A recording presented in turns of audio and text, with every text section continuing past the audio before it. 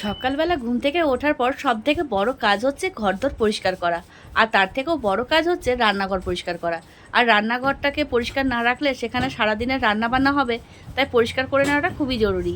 আর এই রান্নাঘর পরিষ্কার করতে না আমি খুব সমস্যায় পড়তাম, কারণ এই গ্যাস ওভেনটা এত তেল চিপচিপে হয়ে যেত যে পরিষ্কার করতে একদমই পছন্দ করতাম না। তো আমি একটা বেশ ভালো জিনিস পেয়েছি, তো সেটা ভাবলাম আপনাদের সাথেও শেয়ার করি। তো কয়েকটা দিন আগে না আমি ইউটিউবে ভিডিও দেখছিলাম, ভিডিও দেখতে দেখতে আমি এই লিকুইডটার একটা রিভিউ পেলাম। তো এই রিভিউটা দেখে আমার বেশ ভালো লাগলো, তো আমি ভাবলাম এটা কেন না আমিও অর্ডার করে ফেলি। তো আমিও মিশো থেকে এই লিকুইডটা অর্ডার করে দিয়েছি। অর্ডার করে আসার পর আমি এটা ভাবলাম একটু দেখি যে কেমন কি কাজ হচ্ছে। তো জানেন তো এত ভালো রেজাল্ট, মানে আপনাদেরকে কি বলবো, আপনাদের সামনেই দেখুন আমি ইউজ করছি। গ্যাস ওভেনটা কীরকম চকচক হয়ে গেছে, বেশ সুন্দর লাগছে না? আর জানেন তো জানলার কাঁচগুলো এত তেল চিপচিপে হয়ে গেছিলো, সেগুলো না স্প্রে করে দিয়েছিলাম, এত সুন্দর পরিষ্কার হয়েছে যে কি বলবো। এখন তো আমার খুব মুশকিল আসান হয়েছে রান্নাঘর পরিষ্কার করার জন্য। যেখানে একটু তেল চিপচিপে লাগে একটু স্প্রে করে আর এক শুকনো কাপড় দিয়ে একটু মুছে দিলেই বেশ চকচকে হয়ে যায়। তো দেখুন আপনাদের সাথে কথা বলতে বলতে আমার কিন্তু পরিষ্কার করা হয়ে গেল রান্নার জায়গাটা। মর্নিং বন্ধুরা, আপনারা কেমন আছেন? আশা করি ভালো আছেন। আমরাও আমাদের বাড়িতে বেশ ভালো রয়েছি। আর সোমা সন্টির আরেকটা নতুন ব্লগে আপনাদেরকে অনেক অনেক স্বাগত। আমি সোমা আপনাদের জন্য নিয়ে এসেছি আরেকটি নতুন ব্লগ। তো আজকে এখন সকাল হয়ে গেছে 9:45, আর আজকের ব্লগটা আমি এখান থেকে শুরু করছি। হাজব্যান্ড ঢুকেছে বাথরুমে স্নান করার জন্য, ছেলে এখনও ঘুমিয়ে আছে। আর মেয়ে তো রাত্রিবেলা চলে যায় মায়ের বাড়ি, মায়ের বাড়িতে গিয়ে পড়াশুনো করে তারপর আসে। আর যেদিন টিউশন থাকে একদম সকালবেলা টিউশন চলে যায়, তারপর বাড়ি এসে খাওয়া দাওয়া করে আবার স্কুল চলে যায়। তো এই কি বানাচ্ছ? সুজি। ও, টিফিনের জন্য? হ্যাঁ, টিফিনে সুজি নিয়ে যাবো তো। হ্যাঁ, নিয়ে যাব। তুমি তো সুজি পছন্দ করো খেতে। হ্যাঁ। সুজি বানাচ্ছি।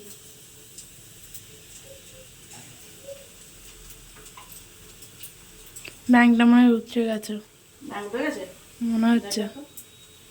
দেখি। ব্যাংক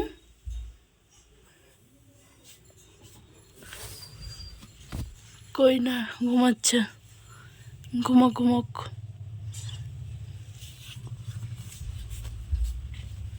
না না, ঘুমাচ্ছে।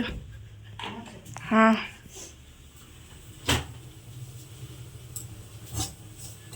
এদিকে ভাত হচ্ছে? ভাত বসালাম। আচ্ছা। একটু কালকে মাংস সবজি আছে, ওটা ওটা দিয়ে খেয়ে নিবি তো? হ্যাঁ, খেয়ে নেবো। না আর কিছু করে দেবো? আর কিছু করতে হবে না, দেখি ভাইয়ের জন্য একটু ডাল বসাবো। আপনারা মনে করতে পারেন হয়তো যে এইটুকু হাঁড়িতে ভাত বসেছে, আসল ব্যাপার আমি আর মেয়েই ভাত খাই। হাজব্যান্ড তো ডিউটিতে চলে যায় আর ওখানে গিয়েই ভাত খাবার খাই বলে এরকম আর ভাতের প্রয়োজন পড়ে না বানানোর। আর এদিকে দুধ গরম হয়ে গেছে, আর এদিকে এখন সুজিটা বানিয়ে নিলেই হবে। জানেন তো বন্ধুরা, কয়েকটা দিন ধরেই না আমার এই লিকুইড সিঁদুরের শিশিটা বাড়ন্ত হয়েছে। এই কারণেই বললাম, কারণ সিঁদুরকে কখনো খতম বা শেষ হয়েছে বলতে নেই। তো এই শিশিটা আমার কাছে ফাঁকাই ছিল, তো ভাবলাম কয়েকটা দিন ধরে যেভাবে ডাস্ট সিঁদুরটাকে আমি লিকুইড বানিয়ে পড়ছি সেটা আপনাদের সাথে শেয়ার করব। আর এই শিশিটার মধ্যে সেই লিকুইড সিঁদুরটা বানিয়ে আমি ভরে রাখবো। তো কীভাবে বানাচ্ছি চলুন দেখানো যাক। তো প্রথমেই নিয়ে নিয়েছি আমি খুকুমণি সিঁদুর, আর নিয়ে নিয়েছি গোলাপ জল, আর আমার বাড়িতে রাখা ছিল একটা ইঞ্জেকশনের সিরিঞ্জ, তো সেটা নিয়েছি যাতে করে ওই সিরিঞ্জটা করে আমি লিকুইড সিঁদুরটাকে ওই শিশিটার মধ্যে ভরতে পারি। তো সিঁদুরটার মধ্যে দেখতেই পাচ্ছেন আমি গোলাপ জলটাকে দিয়ে দিচ্ছি, আর এবার বেশ ভালো করে আমি মিশিয়ে নেব।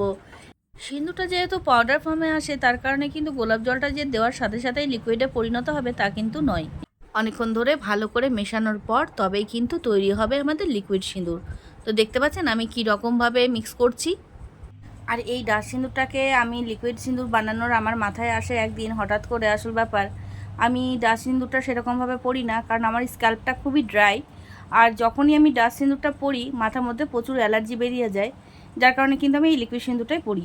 তো এই লিকুইড সিঁদুরটা যেহেতু বাড়ন্ত হয়েছিল, আর সকালবেলা তো ঘুম থেকে উঠে নিয়ে আর আমি বাজারে যেতে পারবো না, তাই ভাবলাম যে ডাস্ট সিঁদুরটাই পরে নিই। তো ডাস্ট সিঁদুরটা পরার পর আধ ঘন্টা পরেই পুরো অ্যালার্জি বেরিয়ে গেল, আর পুরো সিঁদুরটা কিন্তু ঝরে যায়। তো যার কারণে কিন্তু সিঁদুর আর মাথার মধ্যে থাকে না, দেখতেও খুব বিশ্রী লাগে। কারণ এই স্ত্রী মেয়েরা যদি সিঁদুর না পরে দেখতে বেশ খারাপই লাগে। তো তাই কারণে কিন্তু আমি সকাল সকাল উঠে নিয়ে লিকুইড সিঁদুরটা ভাবলাম যদি ভালো হতো পরলে পরে, তো কোনো রকমে ওই লিকুইড সিঁদুরের মধ্যে একটু গোলাপ জল দিয়ে আর পরলাম। তো সেটা কোনো রকমে আর কি 2 দিন পার হয়ে গেল। বেশ ভালোভাবে বেরিয়ে গেল লিকুইড সিঁদুরটা। তো পরার পর আবার মনে পড়লো এই মা লিকুইড সিঁদুরটা তো আনানো হলো না, তাহলে আবার কি করব। তো ডার সিঁদুরটা ছিল হাতের সামনে, তো ভাবলাম ওটার মধ্যে গোলাপ জল দিয়ে একটুখানি পরি, দেখি থাকছে কি না।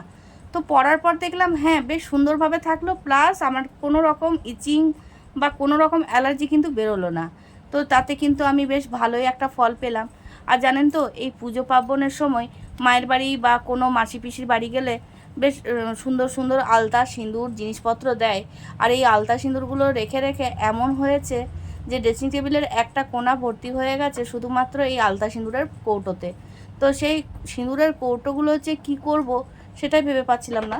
তো আজকে ভাবলাম এই লিকুইড সিঁদুরে যদি কনভার্ট করে রাখতে পারি তাহলে হয়তো এই সিঁদুরগুলো আবার রিইউজ হয়ে যাবে। তো তার কারণে দেখুন আজকে আমি কিন্তু এই লিকুইড সিঁদুর বানাচ্ছি। আর আপনাদের এই লিকুইড সিঁদুরটা বানানোর প্রসেস দেখে আপনাদের কেমন লাগছে সেটাও কিন্তু জানাতে ভুলবেন না। তো দেখুন আমি কী রকমভাবে লিকুইড সিঁদুরটা তৈরি করে আর শিশির মধ্যে ভরছি। তো দেখতে পাচ্ছেন আমার তো বেশ ভালো লেগেছে, আমি সিঁদুরটা এখনও ইউজ করছি। আপনারাও যদি চাইছেন যে আপনারা লিকুইড সিঁদুর পরবেন, এরকম যদি শিশি থেকে থাকে তাহলে কিন্তু আপনারাও লিকুইড সিঁদুর বানাতে পারেন বাড়িতে। জানেন তো বন্ধুরা, আমার মা আবার এই লিকুইড সিঁদুরটা পরা একদমই পছন্দ করতেন না। তো আমার কিছুদিন ধরে দেখছে যে হ্যাঁ স্কিনে প্রচুর অ্যালার্জি বেরিয়ে যাচ্ছে, যার কারণে কিন্তু আমাকে সেরকমভাবে কোনো কিছু বলে না। তো এখন যে এই যে সিঁদুরটাকে যে আমি লিকুইড বানিয়ে পরবো সেটা দেখে মা খুব খুশি। মাও কিন্তু লিকুইড সিঁদুরের বলেছে যদি তোর শিশি থাকে আমাকেও কিন্তু বানিয়ে দিয়ে যাস। তো আমার প্রচুর এখানে শিশিগুলো রয়েছে, আগে তো ফেলে দিয়েছি কিন্তু এখন আপাতত 3টে রয়েছে। তো আজকে যে সিঁদুরটা বানিয়েছি একটা সিঁদুরের কৌটোতে মোটামুটি 3টে ফুলফিল হয়ে যাবে মনে হচ্ছে, অনেকটাই লিকুইড বানানো হয়েছে। তো দেখতেই পাচ্ছেন আমি কীরকমভাবে সিরিঞ্জগুলোকে দিয়ে আর লিকুইড সিঁদুরটাকে শিশির মধ্যে ভরছি, কারণ কোনো রকমভাবে তো আমি হাতে করে ভরতে পারবো না, তার কারণে এই সিরিঞ্জটা নিয়েছি। কারণ শিশির মুখটা তো প্রচুর সরু আর ছোট, যার কারণে কিন্তু অন্য কোনো রকমভাবে আমার মনে হয় না যে শিশির মধ্যে সিঁদুরটা ভরা যাবে। তো দেখতে পাচ্ছেন আমি কী রকমভাবে সিঁদুরটাকে ভরছি। তো এইভাবে না আমি আরও আমার 3টে শিশি রয়েছে, শেষ 3টে শিশির মধ্যেও কিন্তু আমি সেম প্রসেসে আমি কিন্তু এই সিঁদুরটাকে ভরে নেব। তো বন্ধুরা আপনাদের সাথে কথা বলতে বলতে দেখতে পাচ্ছেন আমার কিন্তু সিঁদুরের শিশুগুলো না সিঁদুর ভরা হয়ে গেছে আর পুরো ভর্তি করে রেখে দিয়েছি। এবার তো আমার মনে হচ্ছে 3-4 মাস আর সিঁদুর না কিনলেও চলবে। দেখতে পাচ্ছেন বেশ সুন্দরভাবে কিন্তু তৈরি করেছি। আর কালারটা দেখুন কি দারুণ হয়েছে না, বেশ সুন্দর লাগছে। আর আমার তো এত সুন্দর লাগছে কালারগুলো। বাজারে যে লিকুইড সিঁদুরগুলো পাওয়া যায় সেগুলো একটু ডার্ক কালারের হয়, যার কারণে কিন্তু পরতে ইচ্ছে করে না। আর এই সিঁদুরটা দিয়ে পরে যখন আমি লিকুইড সিঁদুরটা বানিয়েছি দেখতে কিন্তু বেশ সুন্দর লাগছে। দাঁড়ান আমি একটু নিজে পরে দেখিয়ে দিই আপনাদেরকে যে কেমন লাগছে।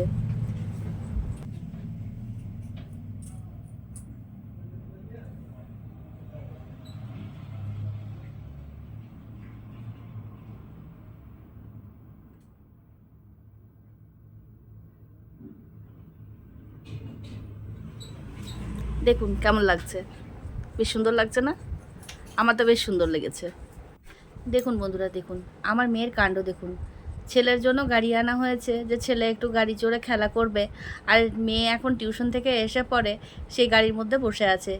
যাই হোক ছেলে মেয়ে মিলে দুজনে মিলে যে আনন্দ করছে সেটাই আমার কাছে বড় পাওয়া। ওদের ভালোবাসা যেন এই রকমই ভালোবাসা থাকে আর দুজন দুজনকে যেন বেশ ভালোভাবে বুঝে শুনে চলে।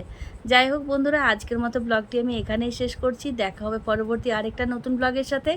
আমার লিকুইড সিঁদুর বানানোর যে প্রসেসটা সেটা যদি আপনাদের ভালো লেগে থাকে প্লিজ একটা লাইক কমেন্ট শেয়ার করে জানাতে ভুলবেন না আমার ব্লগটা আপনাদের কেমন লেগেছে।